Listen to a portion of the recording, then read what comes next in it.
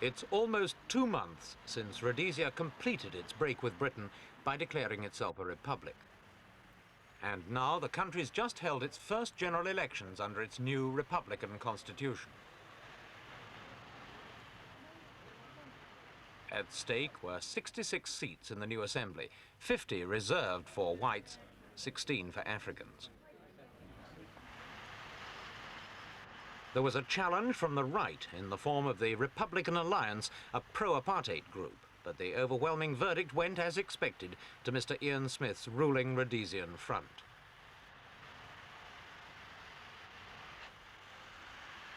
The Front won all of the 37 European seats it contested, and these, with another 13 unopposed, gave it control of all European seats in the Assembly. Mr. Smith was naturally delighted, but opponents of his regime, both in Rhodesia and outside it, saw the victory as an ill omen for the country's African population, which is now nearly 5 million strong, outnumbering whites by about 20 to 1.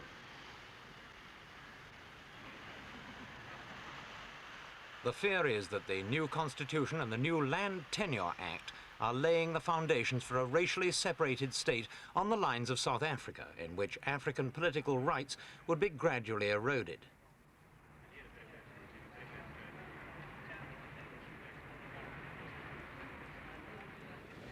Heartening as the victory is for Mr. Smith, it still leaves many problems unanswered. 4.5 years after UDI, his country is still unrecognized by the rest of the world. Only South Africa and Portugal maintain any sort of open diplomatic contact. And when the Republic was declared in March, many countries, including the United States, closed down their Salisbury consulates. Sandy Gall spoke to the Rhodesian leader. Mr. Smith, you've just won perhaps your biggest election victory. What are you going to do with it? I hope that we will use this tremendous mandate which we have received responsibly. I think this is the important thing. We have asked for a strong mandate, particularly because we believe this will assist us as far as our relations with the external world is concerned.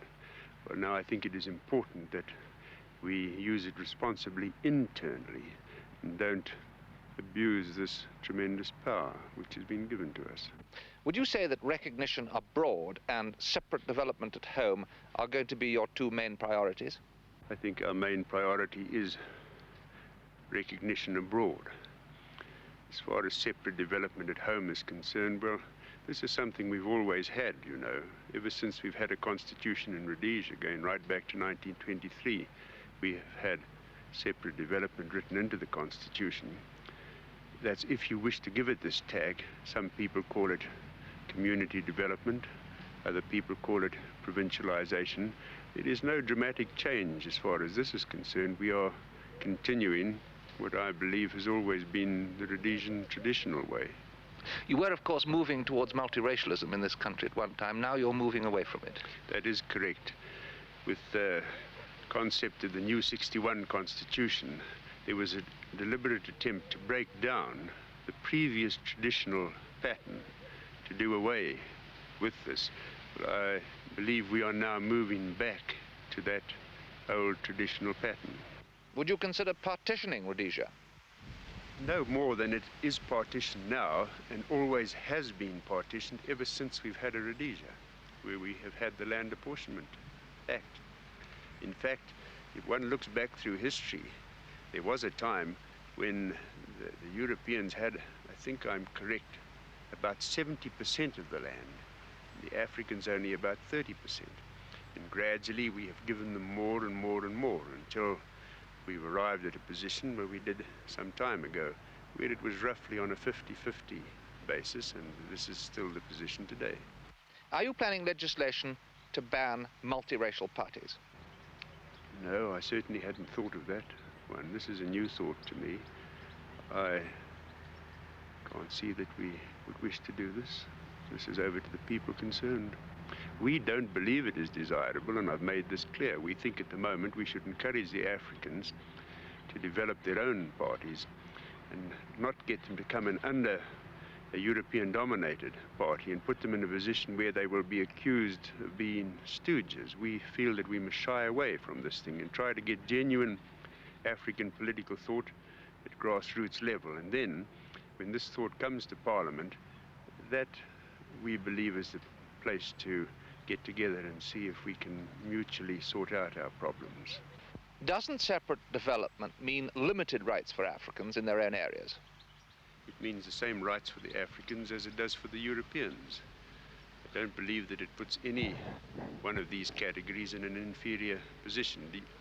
I think you know that basic to our new constitution is the philosophy that no one race shall be able to dominate another race. I think it's a wonderful ideal if we can succeed in achieving this. Isn't the logic of separate development that the Africans should have complete independence in their own areas? Well, if the Europeans likewise were going to have complete independence in their areas, then I suppose this would be a logical consequence.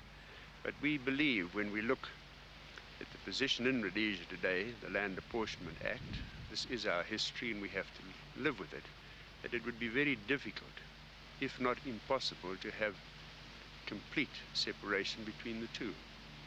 Doesn't your policy then fall down if you don't have complete separation? No, our policy is not one which involves complete separation. That's why we have one parliament at the top in which both Europeans and Africans sit.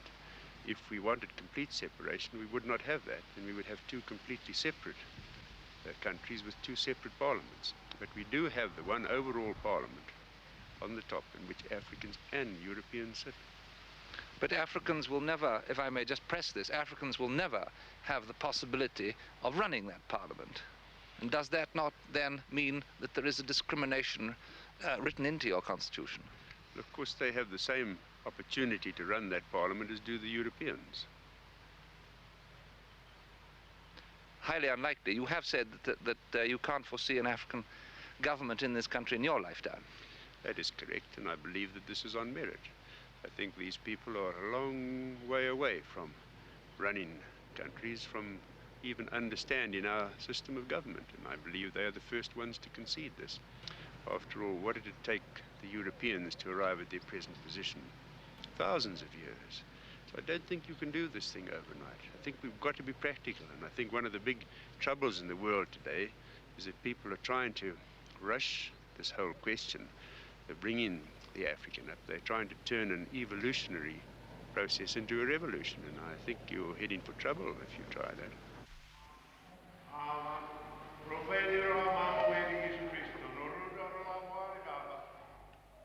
One group which is not prepared to accept Mr. Smith's view of things is the Church, especially the Roman Catholic Church. There have been skirmishes for some time, but now that the election's over, the real battle seems about to begin.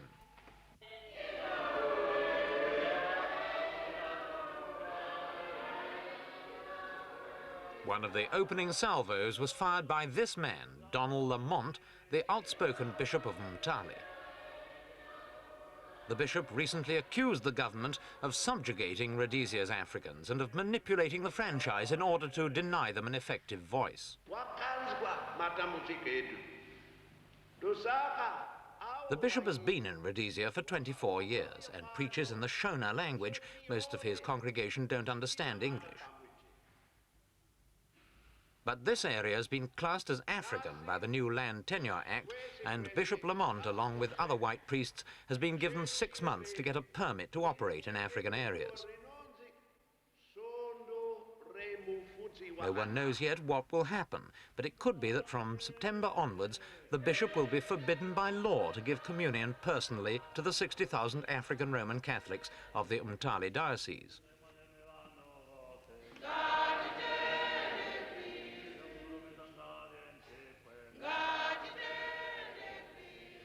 Bishop Lamont is not alone in his opposition to the Smith regime.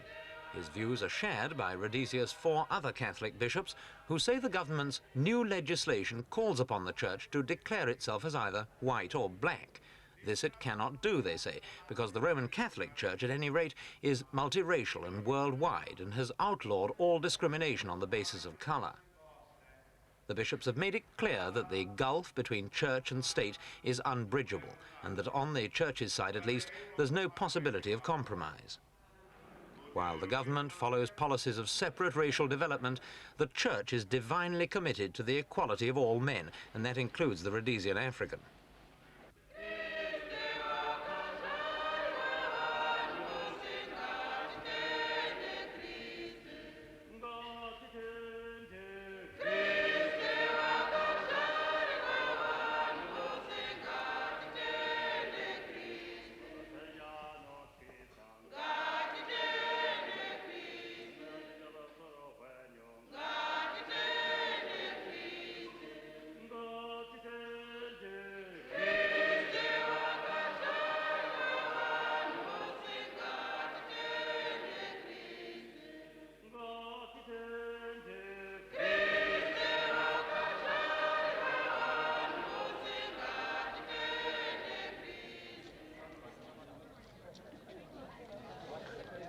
At this church in Umtali, the congregation is mainly white, but both races pray and take communion together.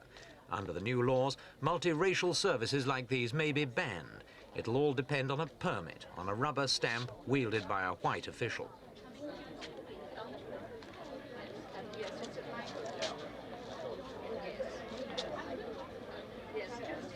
In spite of the uncertain future, the bishop is going ahead with his plans.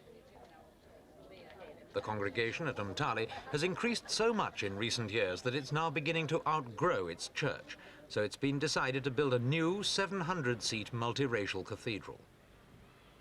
As it's being built in a white area, Bishop Lamont fears the government may restrict its use to Europeans.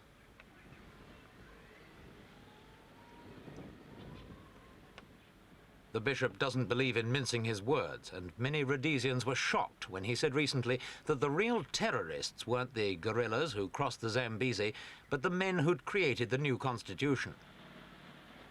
Bishop, since you made that remark about terrorists, have you had a lot of criticism from your white members of your congregation? Oh, indeed, lots of criticism. Most of it abusive, a certain amount of it laudatory. Some people have said, well, someone had to say something like this. But I got a great deal of abuse, some of it anonymous, some of it over the telephone, people even leaning out of their motor cars and shaking their fists at me. Not very many, but it did impress me because it happened particularly on Good Friday. What sort of things did they say or write to you? Well, they told me, first of all, that I should know more about the country if I had spent so long in it, than to denounce the government as being in any way repressive. They said that the African people were more happy with this government than they had been with any other, and particularly mentioned, we'll say, Whitehead's government. And then, of course, they told me, why doesn't the church speak out about Biafra and what's happening in the Sudan and what's happening down in other places, South America, anywhere at all? The church is blamed for it all. And of course they don't know that in these countries, if the Rhodesian bishops were to interfere in their affairs, they would take a dim view of it. You know? But it wasn't terribly constructive, mostly real abuse. What do you think the state is trying to do? Is it trying to segregate the church, do you think, into a black church and a white church? Or is the church just caught up in the middle? I think the church is caught in the middle. I don't think, to give them their due, I don't think the state deliberately means to attack the church, but they want to steamroll their apartheid philosophy and run the country on that particular philosophy. And it doesn't matter to whose church or any other institution that comes in the way is just eliminated, I think. What sort of effect is this going to have on your missionary work? Oh, basically I think that the missions in the long run will benefit, because we will separate the sheep from the goats, as it were. We'll find the truly committed Christians. It will be very difficult for us, of course, because the freedom to move in the reserves and in African areas generally is greatly restricted. Everything will have to be done on permit. just the same as in Czechoslovakia. At the moment the church operates on permit, it will be the same kind of thing. And I don't really believe that the government had thought this out.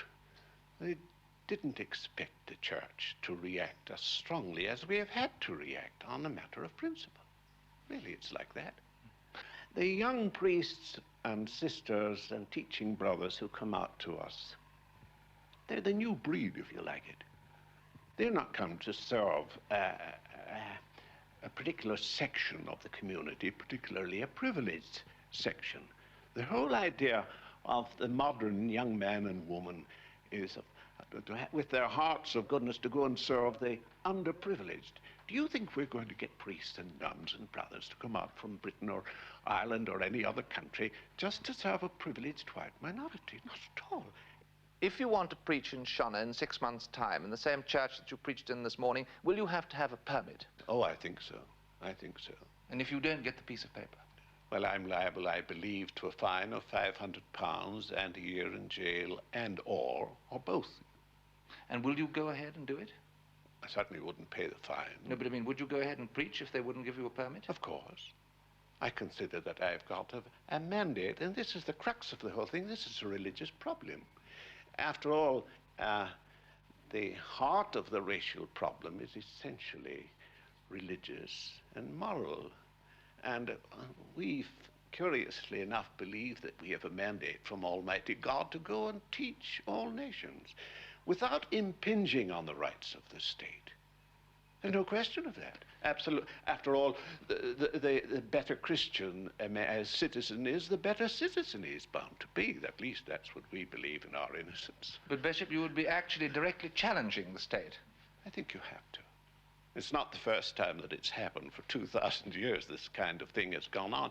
And certainly, we haven't attempted to interfere in the affairs of the states. Rather, the reverse has been true. The state has interfered in the affairs of the church. For instance, forbidding us, in principle, to worship together because our skins are different. How can any man who claims to be a missionary, a Christian missionary, remain in Africa with a good conscience if he is going to accept this segregation? I don't think we have any right to be here. It's not only the church's congregations and priests who are likely to be affected by the new laws. The multiracial church schools are threatened too. Bishop Lamont says he doesn't expect the government to refuse permits to run primary schools, but it's already reduced its grants in aid by 5%, and the church doesn't have enough money to cover the loss. This school, Marymount, has 230 white girls and only 8 Africans. It receives over £3,000 in direct aid from the state. The rest of its running costs are financed by the church. The Smith government thinks schools like this may have to be segregated to avoid racial friction.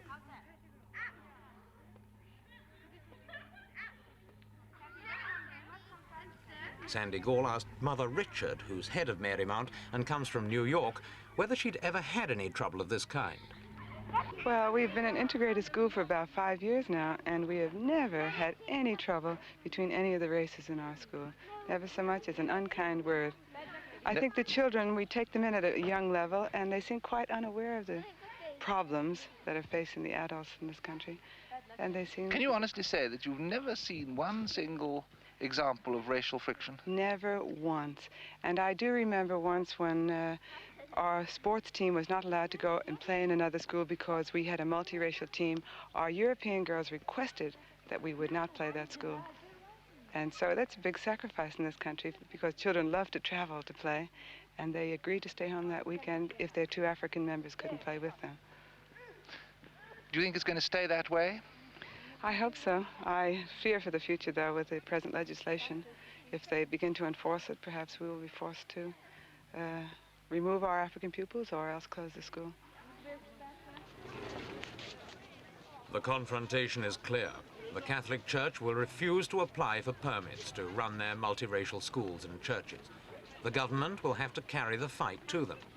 What Rhodesians now have to decide is which side are they going to support?